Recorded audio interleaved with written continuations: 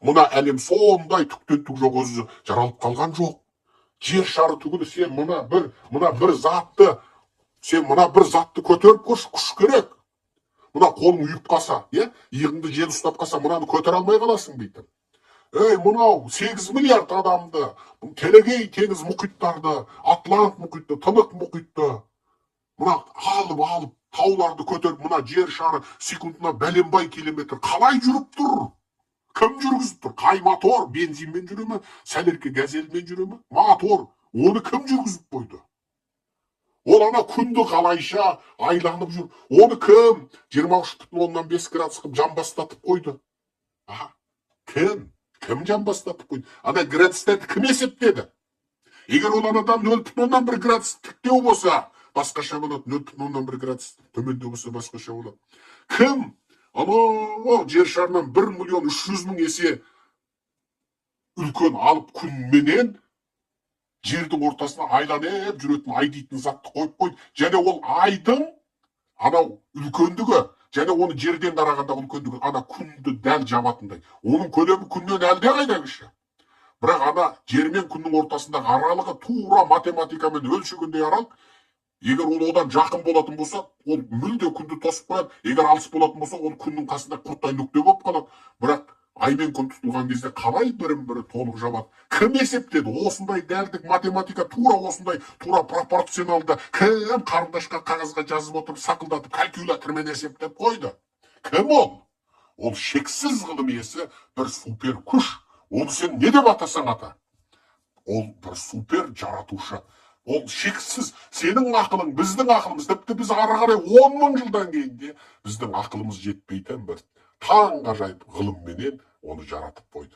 Енді сол мына күллі әлемді бір мотор орнатпай, Жигулидің моторы, Мерседестің моторы, Тойотаның моторы емес, мына бүкіл сен алып дейтін, сенің өзің ішінде бір тал құмырсқадай көрінеді, жер шарыңды шыр айналдырып тұр. Сен мынаны тоқтаусыз бір 10 минут аспанда айналдырып көрші, бәрібір жерге түседі. Не нәрсе? Ғаламда алып жұлдыздарды айналдырып қойған не нәрсе?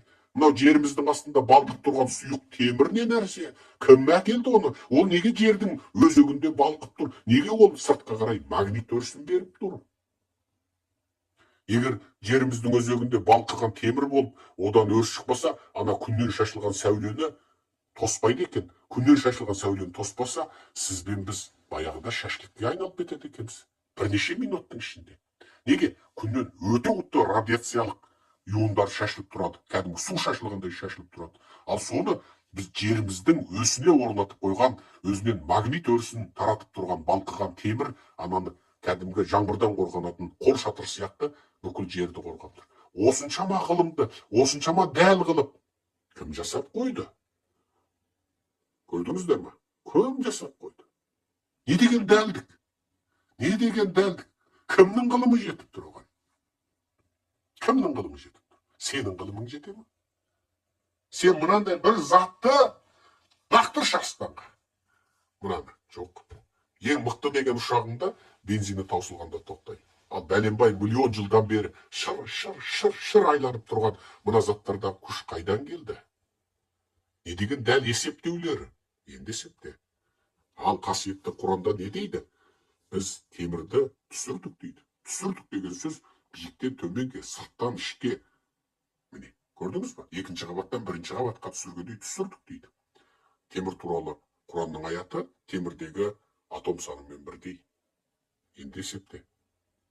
Сөйтсе ғалымдар сутегі 1, гелий 2, литий 3 деп басталатын атомдардың жасалу ерекшелігіне, табиғат дүниесінде пайда болу ерекшеліктеріне қарай отырып, темірді сыртқы әлемнен келген екен дейді. Неге? Жер шарының мына атмосфералық қысымы, температурасының қалыптасу деңгейінде темір сияқты заттың пайда болуына шарт жағдай жетіспейді екен.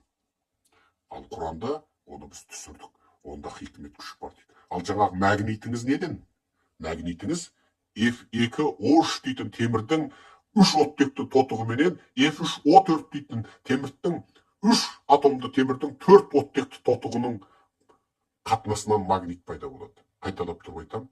2 атомды темірдің 3 атомды оттегімен тотығынан пайда болған темірдің шала тотығыменен 3 атомды темірдің 4 атомды оттегімен қосылған темірдің толық тотығы, яғни темірдің шала тотығы мен темірдің толық тотығының ортасынан магнит пайда болады. Ал соны қасиетті Құранда айтып қойған. Керек па? Біз суды да түсірдік дейді. Ол да Құранда айтылған. Ал ғалымдар судың да сыртқы ғарыштан келгенін айтады. Біз судың түсірдік дейді. Жалпы мағынасы толық білмеймін, оның мөлшер, оны орналастырдық дейді. Мөлшерін белгіледік дейді. Артық емес, кем емес. Сондықтан мен жалпы бұл әңгімелерді айтқанда дін уағыздайын дегенім жоқ. Тикток имаммен кәсіп таласайын деген ойым жоқ. Бірақ мен қазақтарға айтам, бір сырлы ерекше ақыл тұр. Сол ақыл саған екі камераны интернетке жалғап, Wi-Fi-ға жалғап, екі иығыңа қойып қойыпты. Оны сен көрмегенге бола, көрмедім деме. Сен түгілі мына Нобель физика сыйлығын алған ғалымдар көзбен де, аспаппен де көре алмайтын, тек ақылмен ойлап, бүкіл ғаламның 80-90% біз көретін, зерттеген, микроскоппен де көретін атомдар, протондар, нейтрондар, электрондар, партиклдер, стрингдерден де бөлек біздің тек ақылымызбен ғана сезін алатын дарк материядан құралады екен деп ғалымдардың өзі әрең енді біліп жатыр. Демек, сенің екі иығыңдағы заттың не екендігін не ұстамадым, көрмедім, демек ол жоқ деп теріске шығарма. Бір сырлы ақыл иесі орнатты ма, қойып қой. Енді